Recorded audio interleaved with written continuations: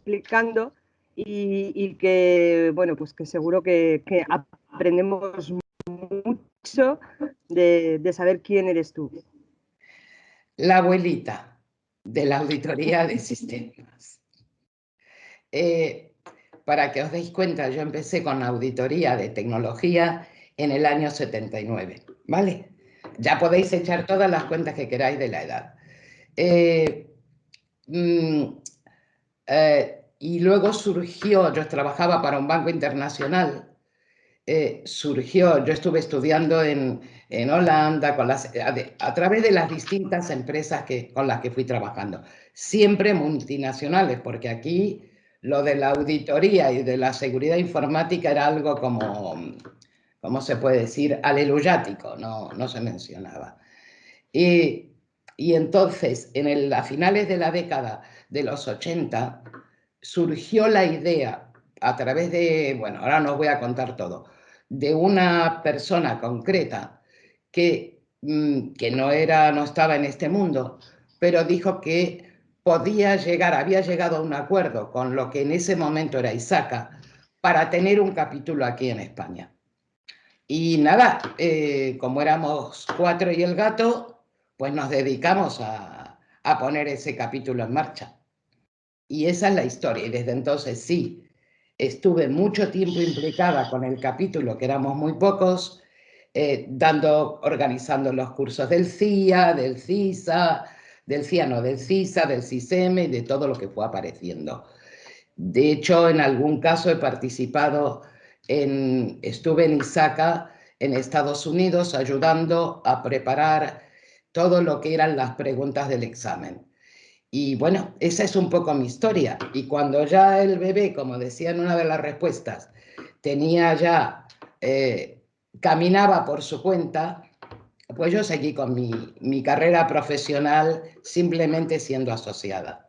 Y ahora, claro, ahora ya estoy jubilada. Recientemente, no del todo todavía. Estás todavía cerrando flecos, ¿no? Sí, cerrando flecos todavía, sí. Sí, porque en algún organismo público me está reemplazando gente que son profesionales excelentes, pero me quedo ahí en la sombra hasta marzo por si me necesitan, pero nada más. Así que bueno, nada, es un poco el resumen. ¿Cómo se van a resumir casi 30 y tantos años de profesión? Así que es difícil. Sí, bueno, pero son 2 años de una persona muy activa. Una de las preguntas que siempre me gusta hacer, no sé si por pura envidia a las personas que os jubiláis, ha sido muy, muy activa y una gran profesional. ¿Soportarás la inactividad de alguien como tú, tan inquieta, tan experimentada? ¿Cómo te planteas esta nueva etapa?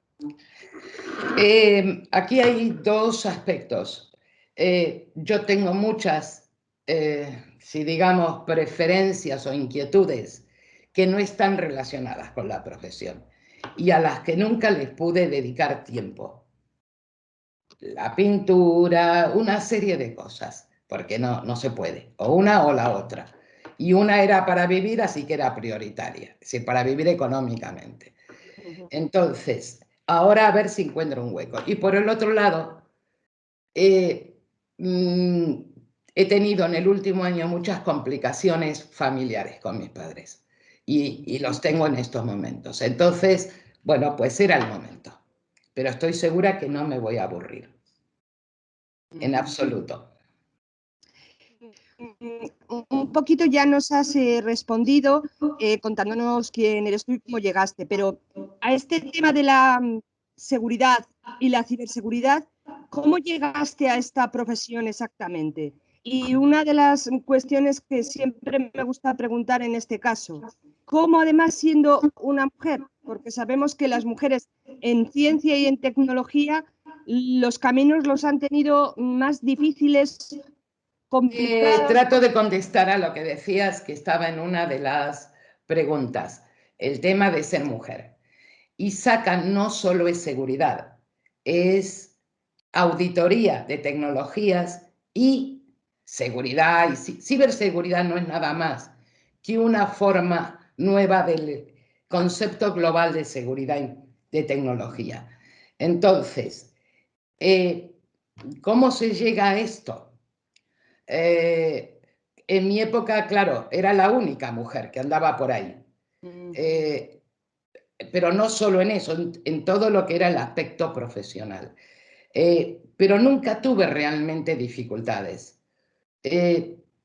Eso, por supuesto, que era un mundo de hombres, donde ver a una mujer pensaban cuando entrabas.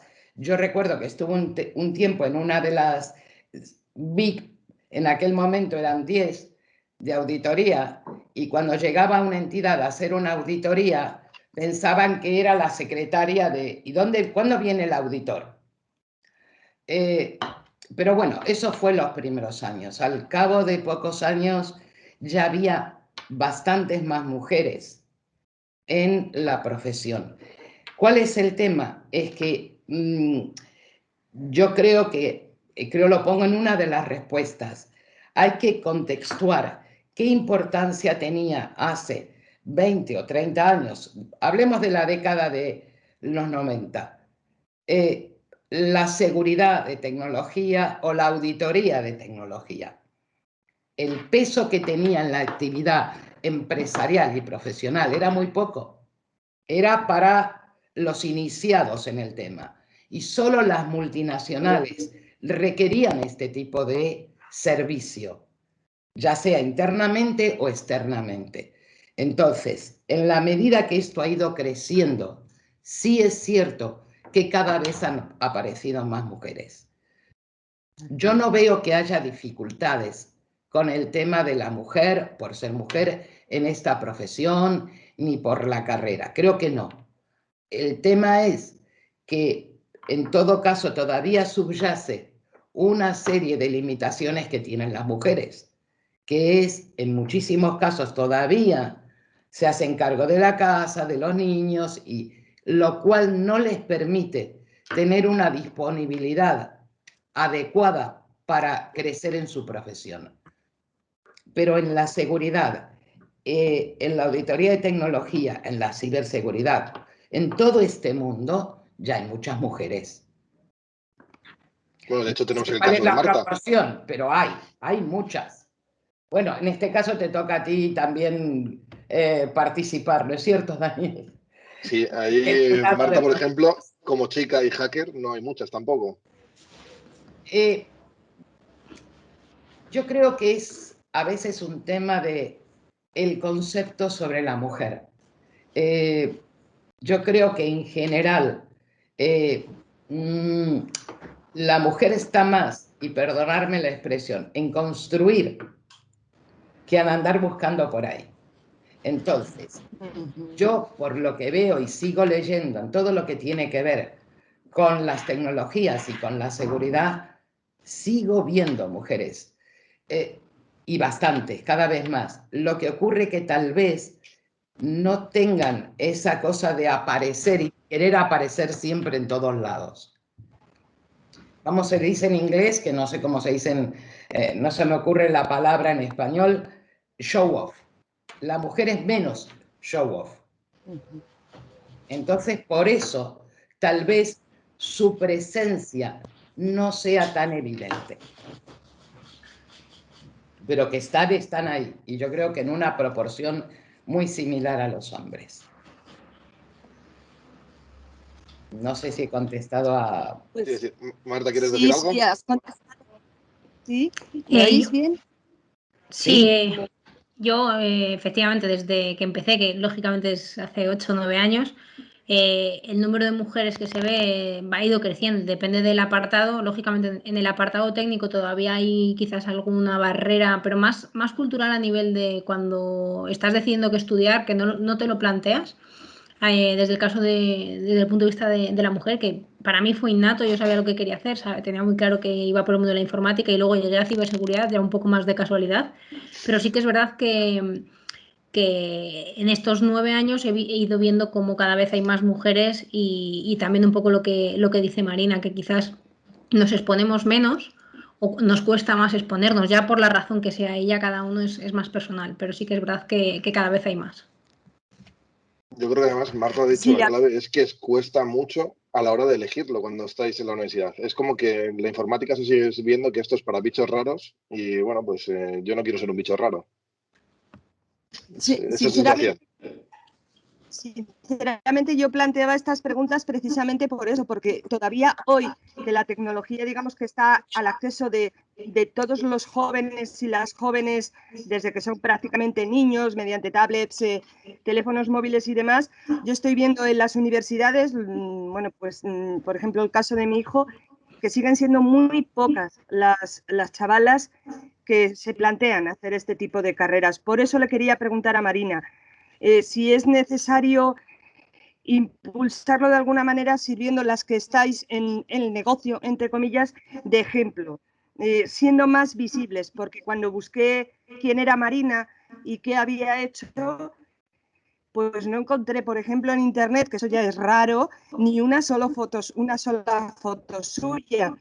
Ella ha explicado el tema de que las mujeres quizá no se muestren tanto al exterior, pero a lo mejor las necesitamos, de ejemplo, os necesitamos.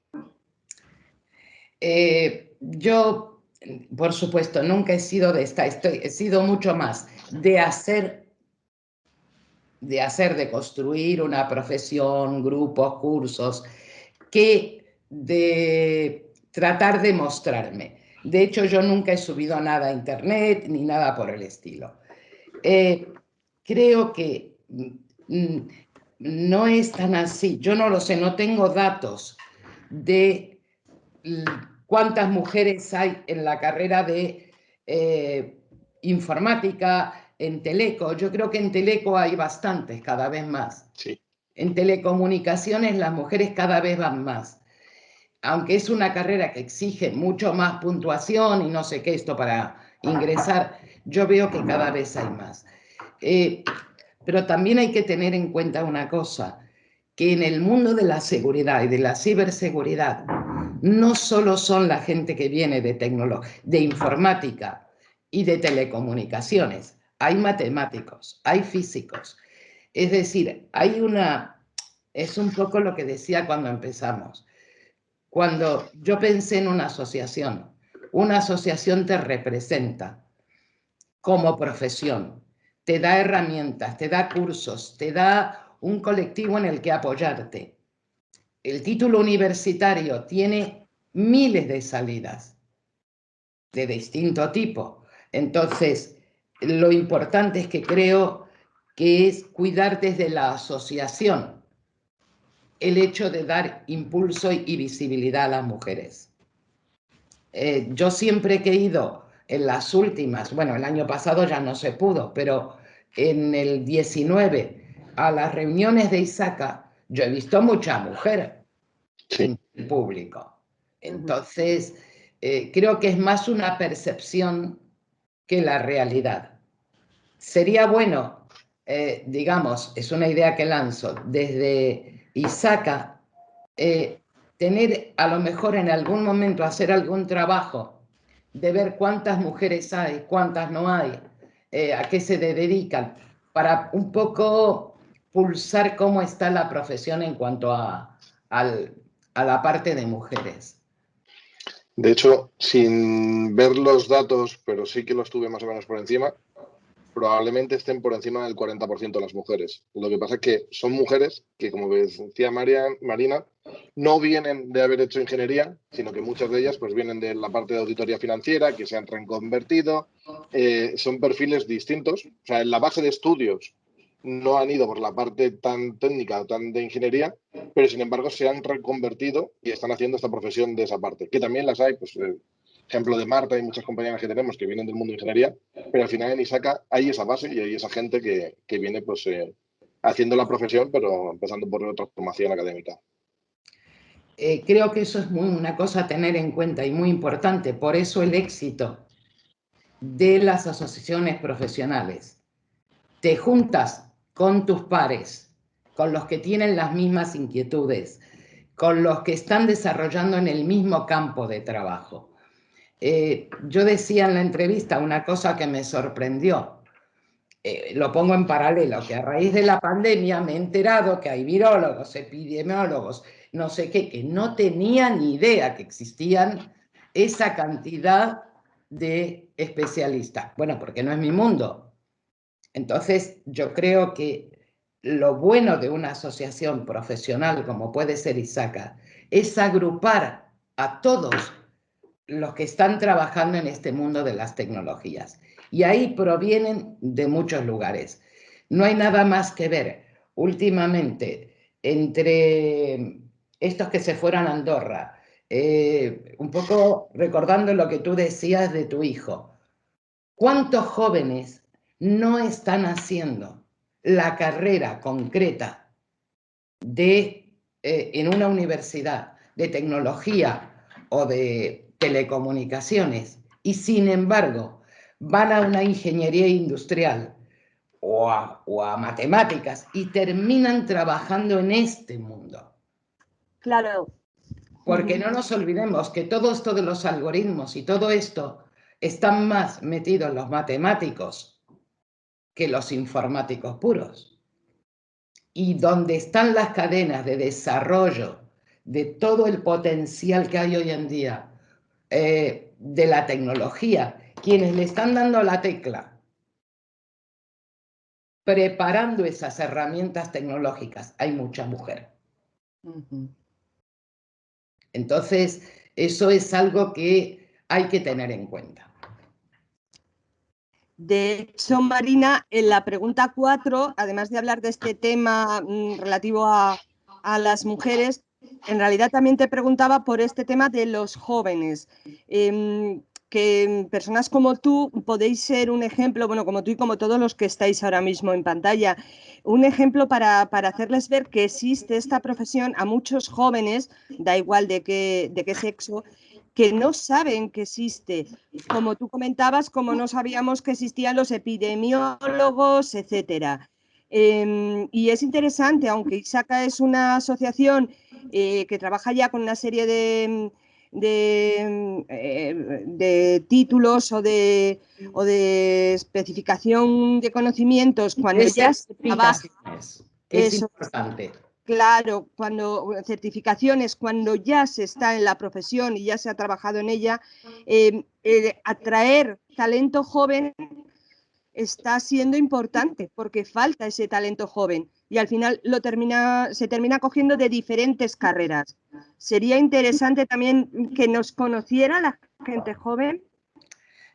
Yo creo recordar, creo una idea que doy, yo creo recordar que en algún momento en ISACA se trabajaba mucho con las universidades. A lo mejor lo que hay que hacer no es solo centrarse en la de informática o tecnología y en la de teleco. A lo mejor hay que ampliar el espectro en comunicar o hacer planes con las universidades, pero también con algo importante. Yo ya estoy un poco desactualizada, como corresponde a una viejita, que es la FP. Sé que hay un tercer grado de una FP, he escuchado por ahí, que muchos jóvenes están accediendo a ello. Entonces, creo que la difusión en esos mundos también es muy importante, porque muchos jóvenes no sabrán que esto existe. Y también hay que recordar que a veces llegar, un poco lo decía Marta antes, un poco por una cosa que dijo Marta, a veces se llega a esto por una serie de opciones profesionales que se toman, pero no por una vocación, digamos, innata. Es decir, hay niños que dicen, yo quiero ser médico, y son médicos, y hacen la carrera de médico, abogado, lo que sea. Pero a veces estas especialidades no se conocen lo suficiente y mucha gente llega un poco de casualidad por las oportunidades que se le van dando. Entonces, todo eso hay que tenerlo en cuenta.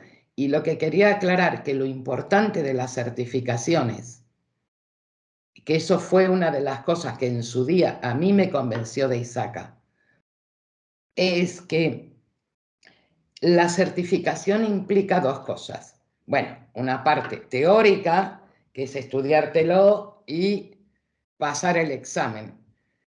Y por otra, que la certificación se da basada en dos aspectos. Experiencia práctica comprobable y por el otro lado, los conocimientos teóricos. Y yo creo que las certificaciones para esta profesión tienen mucha importancia. Hay muchas certificaciones. El NIST, que es el sumum en Estados Unidos de todo lo que tiene que ver con tecnología y con seguridad, tiene certificaciones. Vosotros, Daniel y Marta, estaréis más actualizados que yo, pero existen las de el CISC, el no sé qué, el no sé cuánto. Hay un montón. Y yo creo que a lo mejor lo que ISACA puede hacer es también ver ese mundo de las certificaciones, porque a veces no se sabe cuál es, qué amplitud tiene cada una de ellas. Y eso es importante. De hecho, yo creo que al final la gente las tiene por inercia, sin llegar a saber qué es lo que les está aportando y cuál es el valor que pueden llegar a tener. Y como comentabas antes de los jóvenes, por ejemplo, es una de las líneas estratégicas de esta nueva vocalía de ISACA, el que podamos entrar en la gente joven desde el principio y puedan saber un poco a qué nos dedicamos y que vayan orientando un poco su carrera. Y creo que a nivel internacional ISACA también lo está poniendo como algo, un requisito nuevo. De hecho, están sacando nuevos certificados que son específicos pues, de distintas temáticas para que la gente, universitarios y, como bien ha dicho Marina, importante, las FPs, que al final son gente que está trabajando de esto y que es interesante que también estén certificados y que tengan el mismo conocimiento. Si no, estás haciendo una segregación, una distinción desde el principio que nos va a afectar y repercutir negativamente a todos. Entonces, sí, ha dado en dos claves. Si vemos, yo he visto alguna estadística en el tema de las grandes corporaciones tecnológicas, por un lado Google y todo, y las demás, en su personal tienen un porcentaje muy alto, Microsoft, muy alto de mujeres. Esta es una especialidad dentro de todo lo que es la tecnología, la seguridad, la auditoría de tecnologías, todo esto. Es una especialidad. Entonces, creo que el problema no es si eres mujer o no. El problema es cómo en estos momentos tan críticos, que a raíz de la pandemia aún es más importante la seguridad de la tecnología, cómo difundimos que existen estas profesiones. ¿Y cómo hacemos que la sociedad lo valore? Claro, bueno, esa es otra. Porque es uno de los principales problemas. Es como, ¿eres informático? O Marta, que tú eres hacker, ¿cuántas veces que dices que te dedicas al hacking y no te ven como si fueses una delincuente? La primera opción es esa. De hecho, intentas no usar esa palabra, plan, no, ciberseguridad. Y cuando empiezas a explicar, dices, mira, para que te hagas una idea, hago hacking, lo que harían los malos, pero desde el punto de vista, lo que tú entiendes por hacker, pero desde el punto de vista de las organizaciones. Vamos a buscar esos fallos de seguridad y vamos a resolverlos. Pero sí, efectivamente, pero porque es lo que vemos en las noticias. Cuando hay un ciberataque, los hackers han robado tal. Entonces va todo asociado. Al final es dar conocimiento y tratar de educar en esta parte que es que sigue siendo totalmente desconocido para la población de a pie que no se dediquen a ello. Yo creo, Marta, que habría que buscar e inventarse un nombre asociado a hacker para que poder diferenciar de aquellos que roban, bueno, el cracker, que crean problemas, a los que tratan de evitar eso o de detectar dónde se ha producido. Eso ya es un tema que debería buscarse a nivel internacional, alguna palabrita asociada a hacker para diferenciar, porque eso es cierto. Cuando alguien dice la palabra hacker, dice, ¡ay, va, Dios! Está robando no sé qué, o bueno, y creo que habría que diferenciar ese trabajo gracias al cual mucha gente está protegida de aquellos que están intentando, bueno, sacar todo lo que puedan. Pero que el problema es que los que están intentando sacar lo que puedan son en general, digamos, espontáneos, que saben tecnología, que la han aprendido por su cuenta y que están dedicándose a eso, pero que no lo tienen como profesión. Es saber qué sacan, nada más. Y no nos olvidemos que hay un desafío mundial muy grande en estos momentos. El desafío tiene que ver con las estrategias políticas a nivel internacional. ¿Quién le roba a quién? Es decir, cuando dicen, no, que se ha descubierto, no sé, digo cualquier tontería, que los chinos tienen no sé qué. Hay unas estrategias. Esto también es importante para la geopolítica. Totalmente. Esta profesión. Sería bueno que a lo mejor también tuvierais contactos con gente que se dedica a esto. Como digo yo, los espías buenos. Yo he visto que vosotros tenéis bastante relación con... ¿Cómo es? Los que están en el INCIBE y en todos estos lugares. Sí. Ese es un mundo muy interesante para el desarrollo de esta profesión y el reconocimiento a los que se dedican a esto. Claro. Marina, un poquito la siguiente pregunta estaba formulada en relación a este tema. Lo que ha comentado Marta, el problema es que la palabra hacker, a través también del mundo audiovisual, las películas, las series, la idea que se tiene es casi contraria. Yo creo que casi hay más hackers buenos ahora que están perfectamente asociados en asociaciones como ISACA, etcétera, y la relación con INCIBE y con todas las instituciones que cuidan este tema desde el punto de vista normativo y técnico. En ese sentido, para toda esa población que no sabía que esto existía y que os necesita, cuestiones como el WannaCry hace ya casi 3 años, la aprobación del RGPD europeo y la transposición en los diferentes estados, el hecho de que a través de correo electrónico a todo el mundo le llegue un tema relacionado con sus datos, las nuevas normativas, NIS, todo esto está haciendo que la sociedad abra los ojos y se dé cuenta de la importancia de esta profesión y empiecen a ser conscientes de que os necesitan tanto como cualquier otro tipo de seguridad, como la seguridad física. No estoy segura, Marian. Yo creo que vuelvo un poco al ejemplo de la pandemia, los virólogos y todos esos. Yo creo que quienes necesitan a los profesionales en la seguridad, en la ciberseguridad, son las entidades públicas o privadas. Al público en general no le llega. Como no me llega a mí, y perdón que siga con el ejemplo, que le pidieron algo que entrevistan en la televisión, diga que en la variante no sé qué, la parte T de la célula, ni idea, me he quedado como estaba. De hecho, al público a lo mejor le llega como una molestia, ¿no? La típica locución del GDPR que dices, joder, si yo quería llamar al servicio técnico, ¿y por qué tengo que escuchar un audio de 1 minuto? O el ejemplo de las cookies ahora en las páginas. Tenemos que dar 3 clics para aceptar las cookies y ver la información que estás buscando. Es un poco de, a ver, quítame esto, acepto todo y quiero llegar rápido a la información. Pero sabemos, perdona, Marian, sabemos que tú aceptas las cookies, pero el riesgo está en Internet.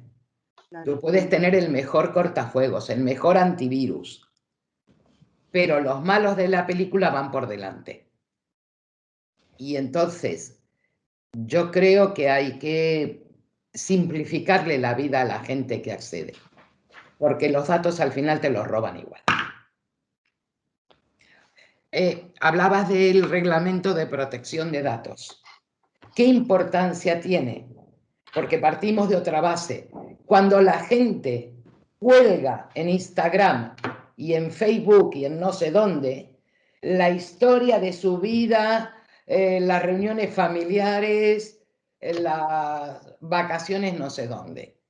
Es decir, que también en esto, para que se reconozcan lo que hacen estas profesiones, es que también la gente fuera consciente de dónde van a parar sus datos. Claro, me refería a eso y también que eso puede tener una incidencia directamente con la alta dirección. La alta dirección siempre ha visto la auditoría tecnológica y la ciberseguridad como algo que tenía quizá menos importancia que las auditorías económicas. Y ahora ha cambiado esa percepción, ha cambiado desde dentro de las organizaciones, pero también ese reflejo social ha podido influir. Absolutamente. Yo estoy segura que desde hace unos 15 años la dirección de las empresas tiene mucha más sensibilidad con respecto a la auditoría de tecnología, a las áreas de seguridad. Un ejemplo, yo desde que me fui de aquel banco trabajé como auditora y como asesora en todos estos temas, en grandes empresas. Y he trabajado para otra asociación de auditores, de Instituto de Auditores Internos, en bastantes cosas. El tema es que lo que yo he visto a lo largo de este tiempo es que hay entidades donde dentro del departamento de auditoría, el grupo más grande en estos momentos es el grupo de auditoría de tecnología. Eso significa algo. Otro tema. He visto ya desde hace unos 10 años coger el organigrama de una entidad y ver que ya el responsable de seguridad al más alto nivel está al nivel, digamos, la cúpula y debajo, como, ay, que es un gato. Sí. Ah, yo tengo la mía, pero la mía está enfermita, pobrecita. Estaba dormido y... Ya no hace esas locuras. Entonces, lo que ocurre es que yo ya he visto cómo los CISOs, que son los de seguridad, ya están al nivel de cualquier director adjunto. Entonces, quiere decir que dentro de las empresas esto va cogiendo cada día más peso. Otra cosa es que frente al público en general, lo que dije antes, te cojo el teléfono y pongo mis fotos de las vacaciones en Instagram y no me preocupa, por más que se les diga.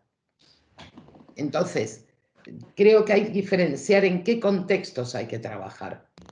Las grandes empresas y el público en general. Y dentro de las empresas, creo que el déficit más grande que hay es en el tejido empresarial español, que son empresas medianas. Correcto. De hecho, una de las cosas que te iba a decir es, según te estaba escuchando, las empresas grandes más o menos ya tienen asumido que esto es un gasto, que no lo ven como un beneficio, pero que es un gasto que tienen que tener sí o sí. Pero muchas empresas medianas, pequeñas, directamente ni se lo plantean. Y es multitud de empresas que, bueno, he tenido un secuestro de datos, he tenido que pagar 50.000 euros porque me lo devuelvan, pero no se plantean pagar 10.000 por una auditoría. O sea, sí que te planteas todos los años pagar 50.000 porque te están robando la información, pero no protegerte antes y tener medidas de seguridad para que no te pase. Que a mí me gusta decir que no es un gasto, que es una inversión. Correcto. O sea, que lo ven como gasto. Claro. Es de la misma manera que contratan un seguro de incendios, que a lo mejor no hay ninguna posibilidad de que les ocurra por muchas características, y sin embargo esto es muy seguro. Sí, piensan que la tecnología muchas veces es la pantalla más grande, Sí, pero hecho, no esto. También hay cosas... una labor para difundir esto. Creo que una de las cosas que tiene malo nuestro sector es que un fallo en ciberseguridad se ve mucho, mientras que todos los aciertos no se ven. Claro. No, claro. Eso por supuesto. Pero por eso digo, usar el lema, habría que usar el lema, el que avisa no es traidor. Correcto. Yo hago una difusión de qué hacemos y una difusión a la mediana empresa. Tal vez, digamos, hacer, cuando nosotros empezamos hace 30 años o más, estaban las grandes empresas y eso era fácil. Pero ahora a lo mejor lo que hay que hacer es tener acuerdos con las EPIMES, qué sé yo, que son los que van a transmitir esos conocimientos o van a difundir esos conocimientos entre sus asociados.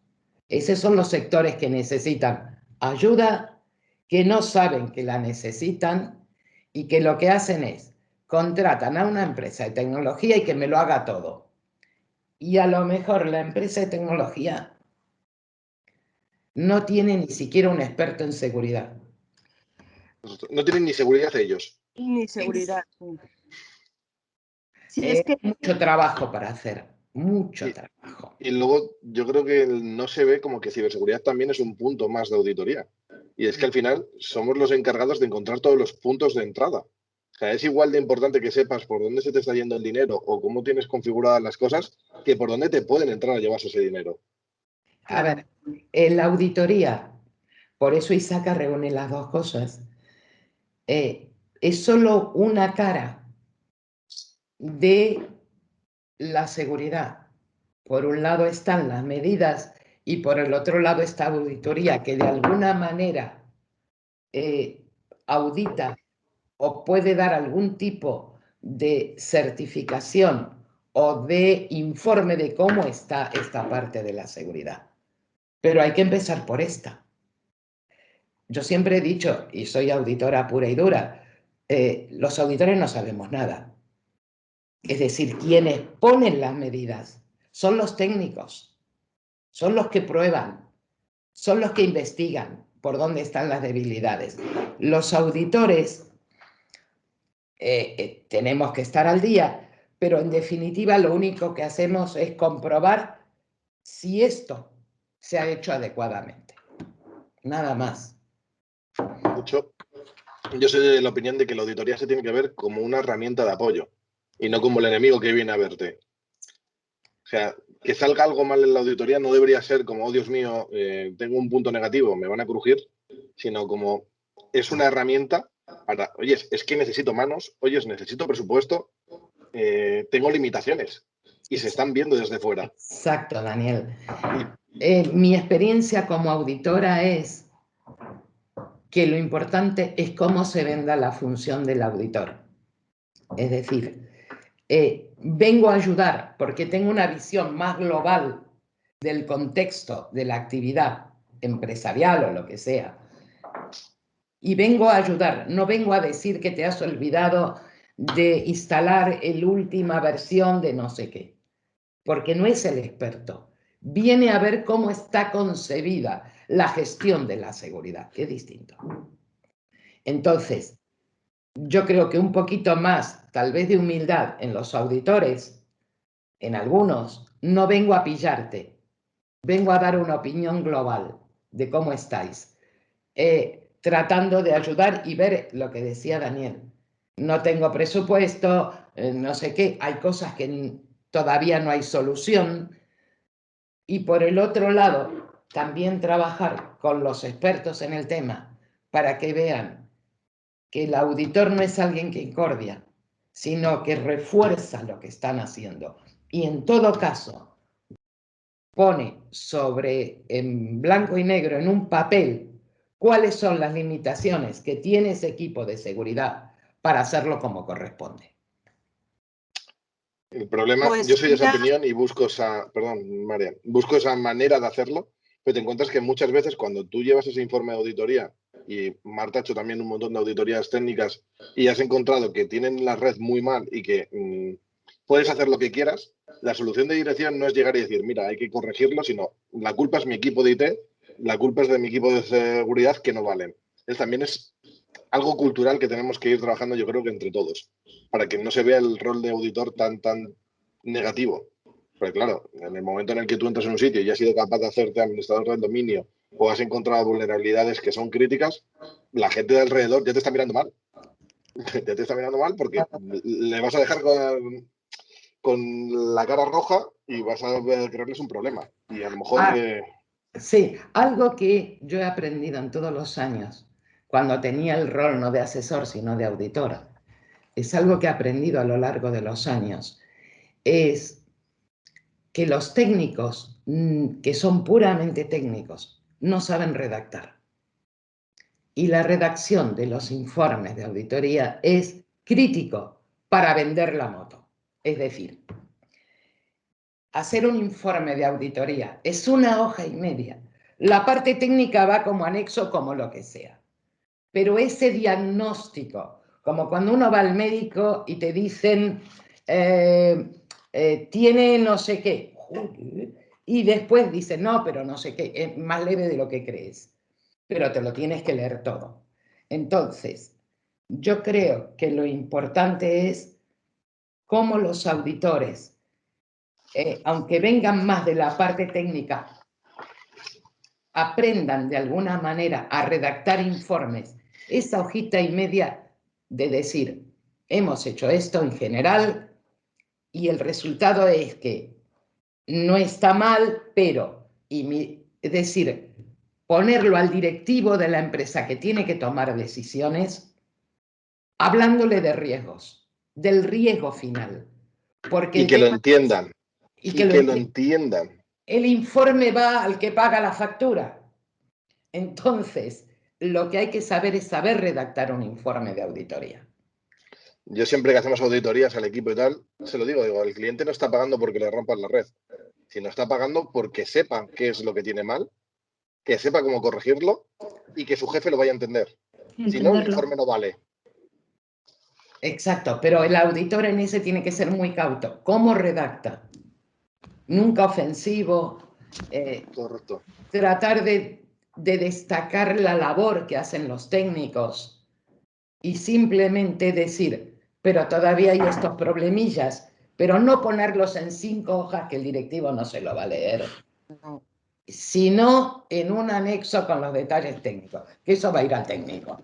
Pero lo importante es la percepción que se quede el directivo de la entidad sobre cuál es el problema, más grave, menos grave, o que se puede solucionar, y creo que eso es el mensaje.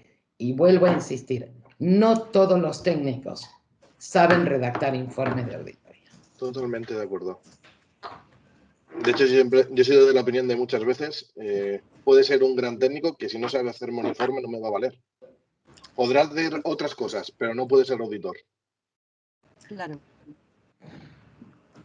Pues quizá esto de lo que estabais hablando ahora era lo que veníamos a preguntar en una de las cuestiones que habíamos planteado. ¿Sabemos comunicar lo que hacemos, cómo lo hacemos y lo importante que es lo que hacemos?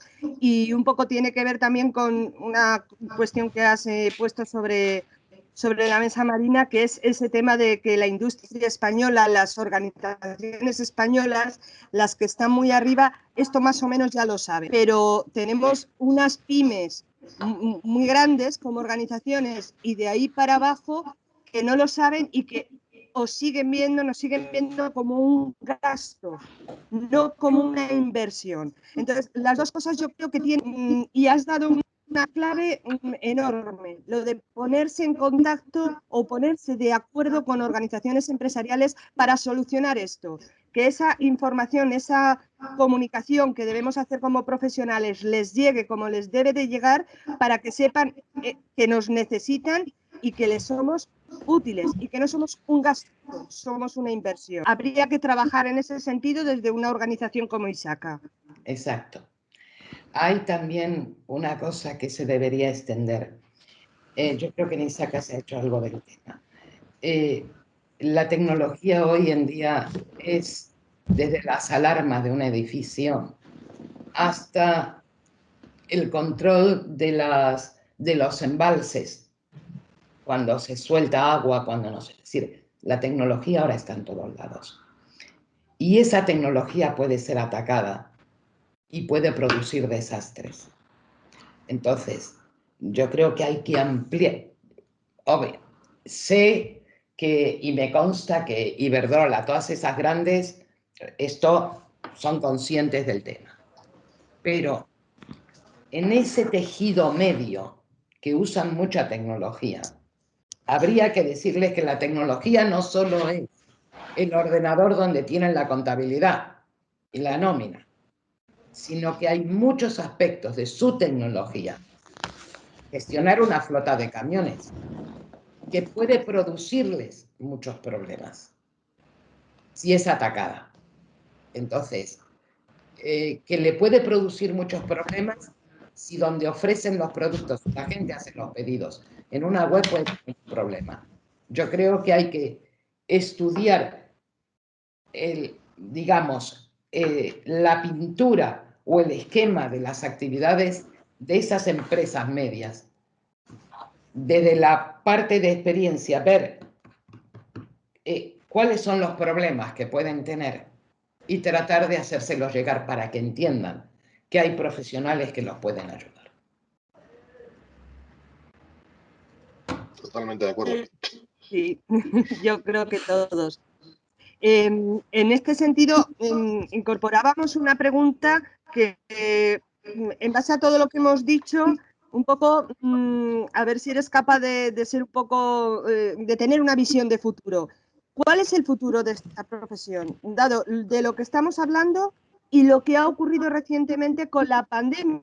Vamos a incorporar ese elemento que de alguna manera, pese a que es un desastre para todos en la mayor parte de los aspectos, digamos que para nuestra profesión no nos ha venido mal. No. Con la pandemia la gente ha teletrabajado. Esa franja de empresa media, desde 4 trabajadores a 1000, pensar que en China, para ellos una pyme es 10.000 personas, ¿vale? Entonces, ¿qué ocurre? Que esa franja que tenemos de 1.000, 2.000 personas en una empresa y hasta 20 o 4, esa franja no saben lo que les puede ocurrir y han tenido que improvisar el teletrabajo sin tener idea. Yo creo que esto va a más, pero va a más no por la pandemia, es que es el mundo que viene. El mundo que viene es que cada vez vamos a hacer esto. Yo he trabajado para la Entidad Nacional de Acreditación en acreditaciones a certificadoras en el tema de seguridad. Y yo creo que me he pasado mis últimos meses activos con estas pantallas, viendo al auditor de la certificadora, mandándole un mensajito, que se muestre mejor el documento ese porque no lo llego a ver. Entonces, esto es nada más que el ABC de lo que nos viene por delante. Entonces yo creo que es que una reflexión que seguramente puede hacer muy bien Isaka. Hay otro instituto, ¿verdad? El IES no sé cuánto de seguridad, ¿no? Daniel. Sí, sí. Estoy muy al día, pero bueno, me llegan, porque me siguen llegando correos por inercia. Claro. Y veo cosas que organizan y bueno. Hay revistas, la de SIC, la de seguridad, hay varias. Sí. Intentar hacer un tándem frente a lo que se viene y que las posibilidades de trabajo en esto van a ser infinitas por el momento. Pero hay otro desafío para los profesionales, como Daniel, como Marta. ¿El desafío cuál es? Es que cada vez la tecnología antes variaba cada meses o cada año, ahora es cada minuto. Entonces, mantenerse al día de lo que hay por ahí y al mismo tiempo ofrecer servicios fiables es todo un desafío. Pero totalmente de acuerdo. Este es el mundo que viene. Absolutamente. O sea, todo pasa a estar desactualizado prácticamente en unos pocos meses. Vamos, qué optimista. A veces sí. está actualizado en días. Porque dice, ¿sabes que ha salido no sé qué? yo ya casi no estoy en esto, pero obviamente muchos de mis amigos y ex colegas que ahora son amigos te dicen, no, pero ha pasado no sé qué. ¿Y eso cuándo? La semana pasada. Ahí va. A mí me pasa mucho con Marta, que a lo mejor le mando alguna noticia y dice, eso es muy viejo, pero si es de esta mañana, pues eso es viejo. Exacto, exacto.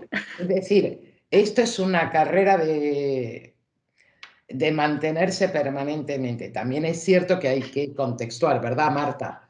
Sí, Las sí, sí. novedades en seguridad, porque a veces es como los medicamentos mágicos, es decir, desde que sale una debilidad en un sistema hasta que puede ser explotado o que sale una solución hasta que puede funcionar, ahí sí pasan semanas. Pero bueno, Sí, tal cual. el futuro es vuestro. Tú eres auditor, ¿no es cierto, Daniel?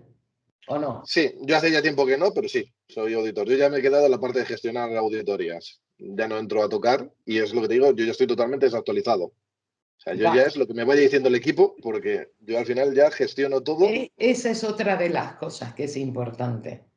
Es que esto va más respondiendo a Marian, pero el problema es que cada vez va a haber más especialidades en cada cachito de la tecnología.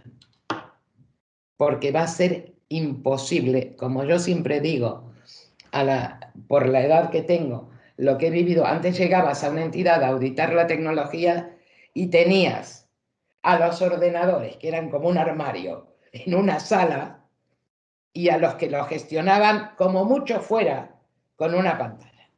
Si el que los tenías ahí. Pero ahora ya esto es infinito, infinito. Cuando hablas con entidades que te dicen, no, pero el sistema tal lo tengo en la nube de Microsoft, pero tal cosa la tenemos en Amazon y otro lo tenemos en no sé qué. Y haces la pregunta, ¿qué tal los contratos? Que no sirven para nada. Porque son contratos absolutamente despóticos. Dice, pues sí. Entonces, Ahí lo tengo, el contrato y ya está. entonces, que muchas veces nada más que un acuerdo en una web. Sí. Si consiento, punto. Y luego sí te pasan el cargo. Entonces, yo creo que los profesionales de este mundo tienen que sintonizar con todos sus colegas según la especialidad y además de esto estar alertas de cómo pueden mejor ayudar a sus clientes, sea personal interno o externo de una entidad. Sí. Bien, la última pregunta que habíamos planteado, quizá la acabes de responder, porque tenía que ver con esos retos, tanto técnicos como legislativos que tiene esa profesión y las diferentes patas un poco a grosso modo, que si las GAFAM, la nube como lugar en el que ya se trabaja generalmente y todas las novedades legislativas que desde la Unión Europea nos llegan y se implementan luego en cada estado. Pero aún nos queda recorrido y como tú dices, ahora la profesión ya no se limita a una cosa, desde la compliance a la gestión de la nube, es que son muchísimas las patas. Vamos a tener que implementar nuevas certificaciones, nuevos cursos, nuevas formaciones muy específicas para cada tipo de auditor. Vamos a llegar a eso, a diferentes auditorías dentro de la auditoría de sistemas. No, no. El auditor es una forma de trabajar. El conocimiento de la tecnología, las debilidades de la seguridad y todo eso es inherente a mantenerse al día. Pero de forma general no, porque el concepto está en el experto en seguridad o en ciberseguridad. El concepto está.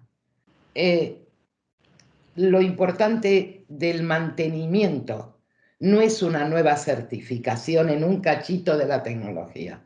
No, es que se tienen que mantener actualizados. en todo lo que va surgiendo, en todas las posibilidades. Sale una tecnología, que nada nuevo, al final todo son ceros y unos. El tema, sale algo nuevo, vale. Lo que hay que tenerse es, digamos, según cabe dentro de tu ejercicio de la profesión y de tus responsabilidades, enterarse de qué va eso y cómo prevenir los riesgos. Punto, nada más. Como concepto general no creo que vaya a cambiar. El desafío y el reto está que yo creo que en algún momento la nube también va a pasar de moda. No sé qué es lo que vendrá. Totalmente. ¿Vendrá algo nuevo? ¿Sustituirá? ¿O volveremos otra vez Pero al la on-premise nube porque va esa es a la nueva cambiar. moda?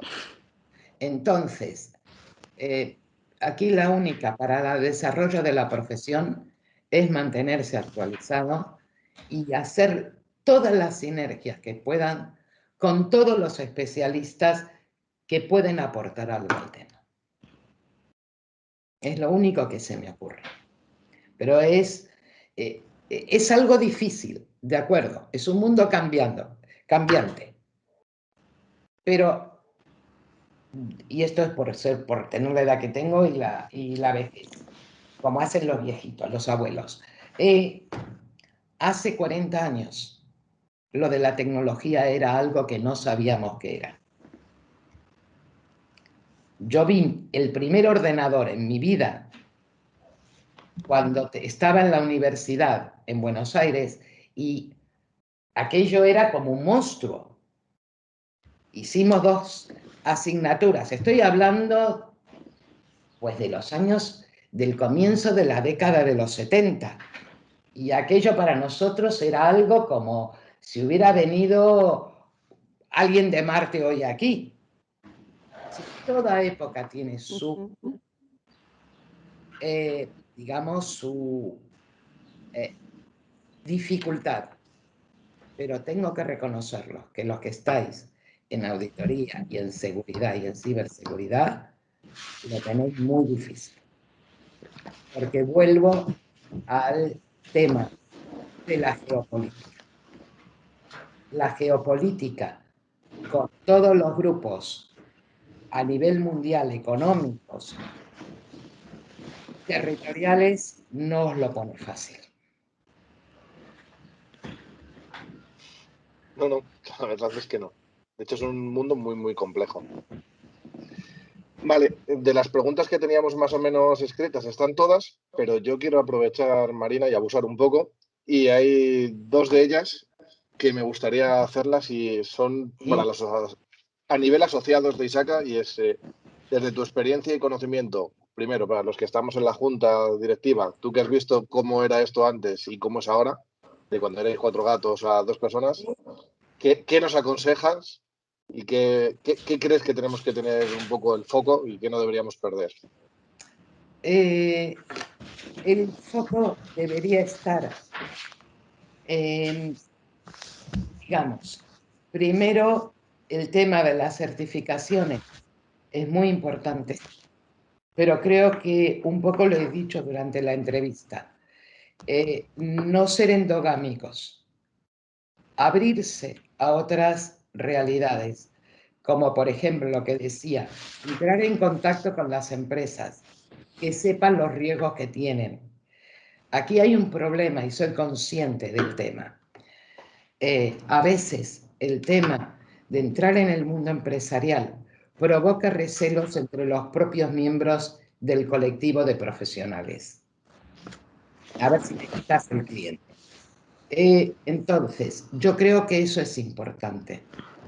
La palabra de difusión es importante, con dos direcciones. Una es ayudar con cursos o lo que sea a profesionales que se inician en esto para que estén mejor formados.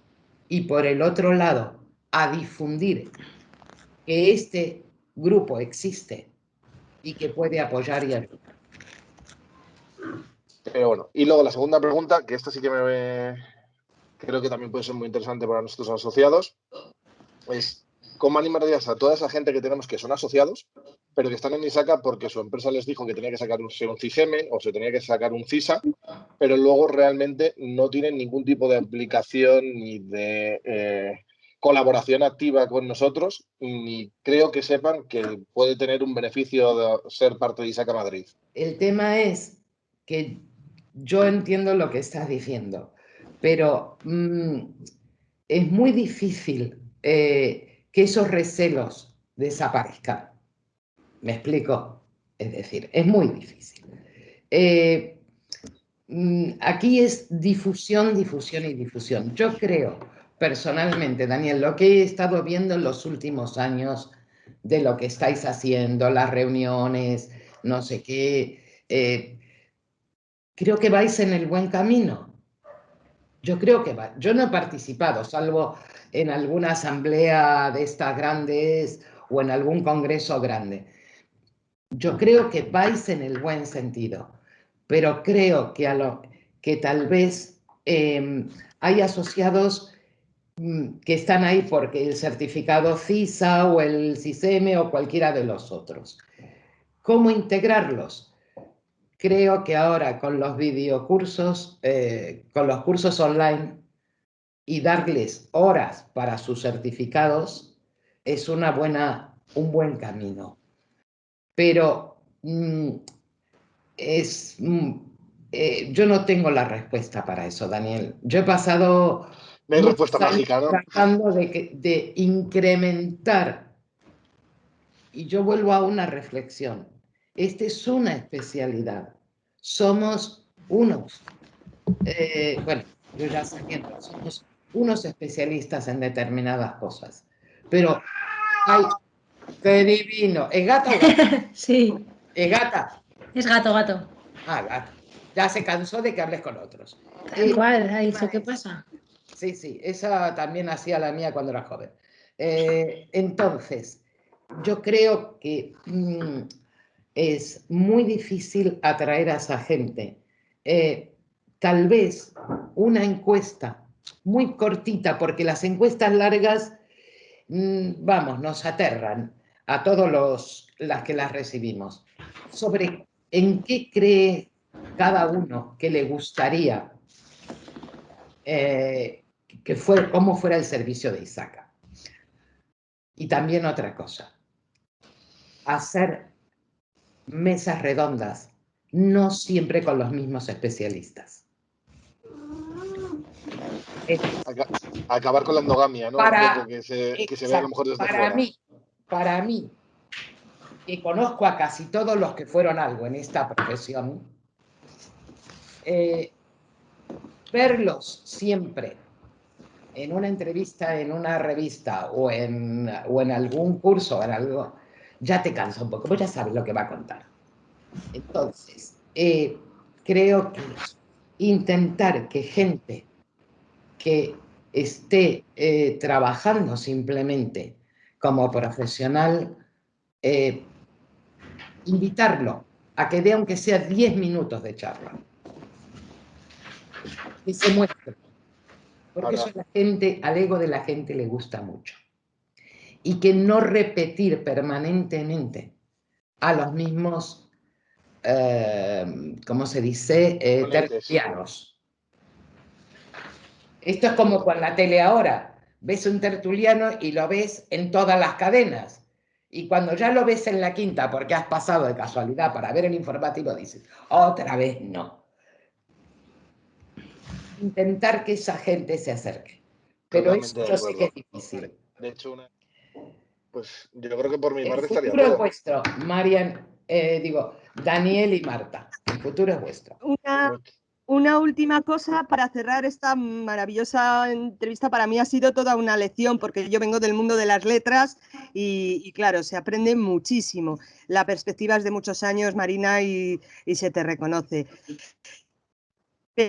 Pero por eso mismo, aunque hemos entendido desde el principio que que hasta a mí eso me da envidia ya, lo de poder, por ejemplo, pintar o otro tipo de actividades que nunca da tiempo mientras está trabajando 8 horas o 10 horas al día. 8, es una ilusión eso.